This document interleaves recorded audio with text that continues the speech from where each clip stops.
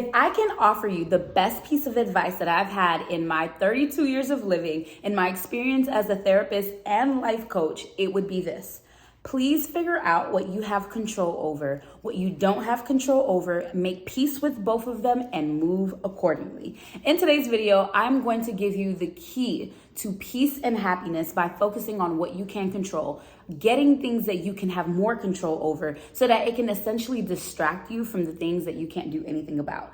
In this day and age, we are struggling. We are at war and constantly battling for our peace of mind, for our quality of life, because anxiety and depression love to haunt us from both ends of the timeline. When we can't get over the things that happened in the past, it breeds shame, regret, and depression. And when we are so anxious about the future because we don't know what's going to happen, we experience nothing but stress and worry. Both of these things plague us, and they're the reasons why so many, millions and millions of Americans are on pharmaceuticals today. What I'm going to tell you is going to hopefully send you on a different path where you can have total control of your life and figure out that there's a better way to increase the peace in your life.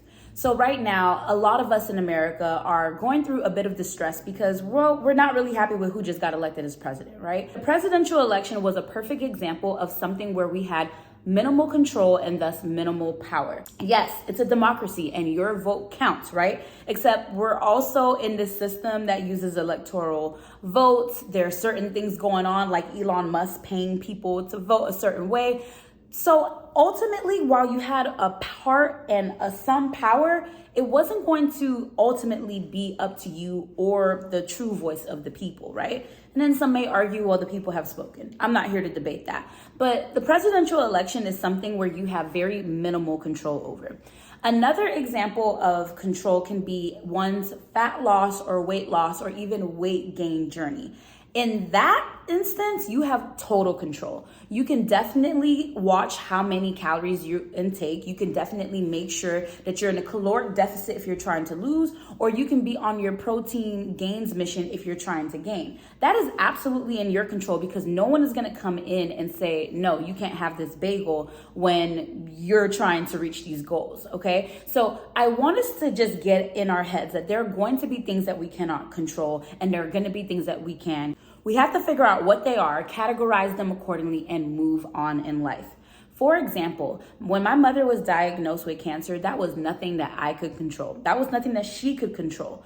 In that moment, it was easy to feel incredibly distressed because I was plagued, and so was she, with something that was really, really tough to handle. I say that I was plagued with it because I was her sole caregiver, and this was during a pandemic while I was in my first semester of grad school. And so I had a lot of pressure on me, not to mention watching my mother practically die was just incredibly difficult, right? Now, that was something that was absolutely outside of my control. How the hell did I survive that? I am honestly not too sure, but what I can say is what I had in my control was what I began to focus on. I became so present-minded, and that's another key, being present-minded, because the present will lock you into the things that are happening right now and not the things on either end of the spectrum that we often can't control when it comes to anxiety and depression. I became very present-centered and I began to focus on the things that I can directly control, that I had direct impact on. One of those things was school.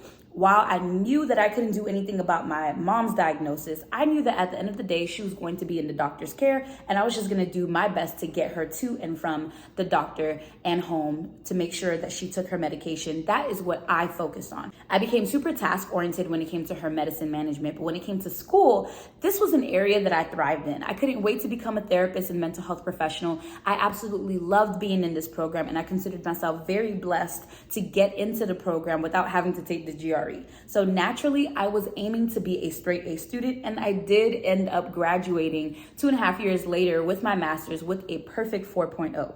My master's was a way for me to focus on something that I can directly affect and impact. and see changes in depending on how I showed up. The more I studied, the better I did. The more attentive I was, the better I did. The sooner I did my homework, the better I did. All of these things. The reason why this was so helpful in serving as a distraction for me was because I got to put my energy into something that I got to act on and see elicit a certain response or provide a certain result. That is incredibly important because your brain likes to feel like you're solving a problem. Your brain likes to feel super productive. So when you give it something to focus on, no matter what you can't handle over here, your brain's gonna feel super good about what it can handle over here. So school was one of the ways I got myself through a very, very rough patch. Not only that, I definitely did my best to work out as often as I could. I made sure I reached out to my friends as often as I could. I chose things that I can put in my direct control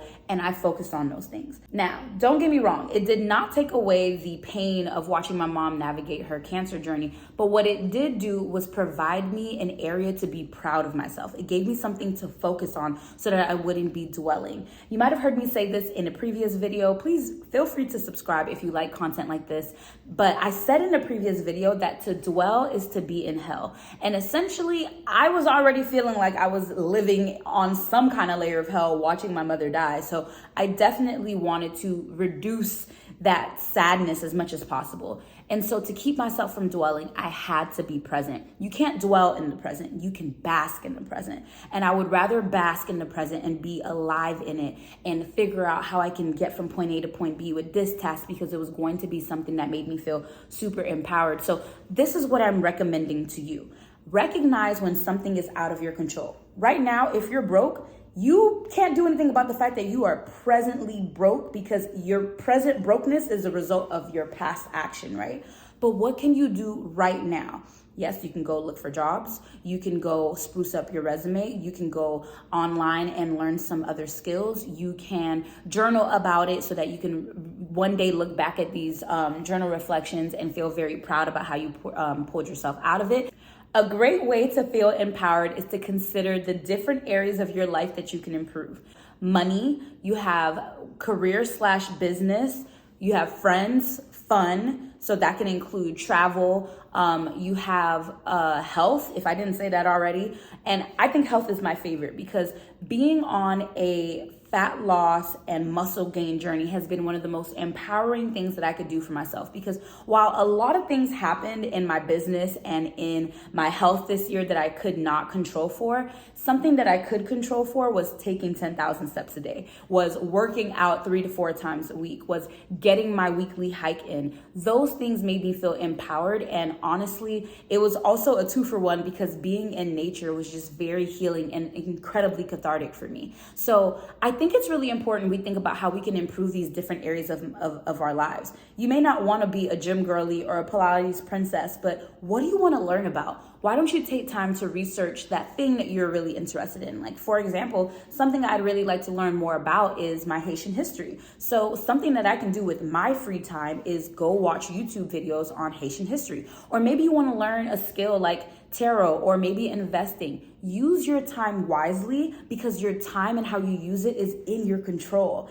Yes, we are in America and we can't help who got elected as president, but you can still help what you do on your free time. We are still not in a dictatorship where our free time is now being policed by some Cheeto head president man, okay? So I want you to take time to consider, what can I focus on? We are given 168 hours every single week, okay? When you take away the time that you spend sleeping, you take away the time you spent working, a lot of us are left with somewhere around 80, some of us 70 hours of free time left. And of course, you deduct, commuting and things of that nature. A lot of us still have about 70 to 60 hours of free time available to us. Why don't you start on that blog? Why don't you start your own YouTube channel or TikTok channel and start making the content you've been dreaming of making? Why don't you start writing that book that you wanted to write or that screenplay you thought of? Why don't you go on YouTube, find some beats and just make music just for the hell of it because it's something you enjoy? Something that we have lost touch with as adults is